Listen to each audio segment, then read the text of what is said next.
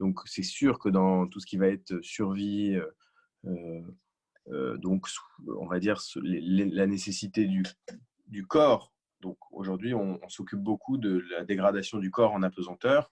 Donc, il y a de l'ostéoporose, des calcifications des os, il y a une perte de masse musculaire, il y a une hyper vascularisation de la tête. Il se passe plein de choses. Ces plein de choses-là sont analysées très bien par des médecins et on fait dans la programmation d'un astronaute, on lui intègre des exercices avec des élastiques, des exercices avec ceci, cela. Et donc, le corps, on s'en occupe vraiment bien de la transformation du corps. Mais la transformation de l'esprit, on l'étudie aussi bien. Je veux dire, il y a beaucoup de psychologues qui étudient ça.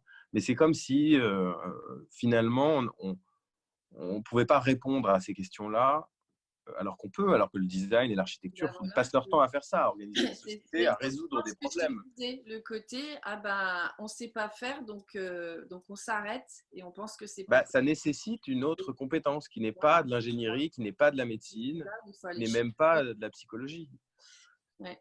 Et je pense que c'est ça que le commun des mortels n'a pas compris, c'est que en fait le designer, il est là justement quand ça devient trop complexe et quand on est arrivé au-delà de ce qu'on savait faire en fait. Et pour aller atteindre un niveau au-dessus, quand on croit qu'on peut Alors plus ça, ce serait difficile à confirmer pour moi parce qu'on fait des erreurs aussi, hein. Je veux dire, bien sûr. euh, on prétend, en tout cas, ça c'est sûr, Mais faire se croiser deux mondes qui ne se croisent pas très souvent, qui sont les sciences qu'on appelle sciences dures, ou en tout cas les sciences de la technique et les sciences humaines. Et c'est sûr que nous, on est à la croisée de ces deux mondes-là, par notre sensibilité, par l'éducation qu'on a reçue, et que bien souvent, les systèmes complexes ou hyper complexes, ils intègrent des composantes à la fois très techniques et des composantes humaines,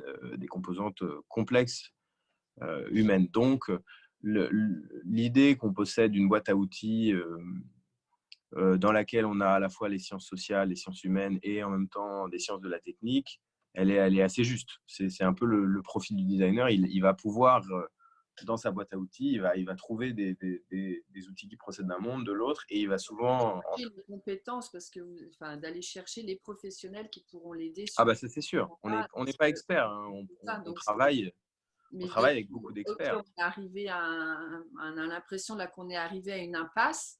Ben non, c'est pas une impasse. Allons creuser plus loin, chercher à comprendre, etc. pour en sortir. C'est ça que je trouve qui est aussi qui est super puissant en fait et et que j'ai envie de mettre très fortement en avant.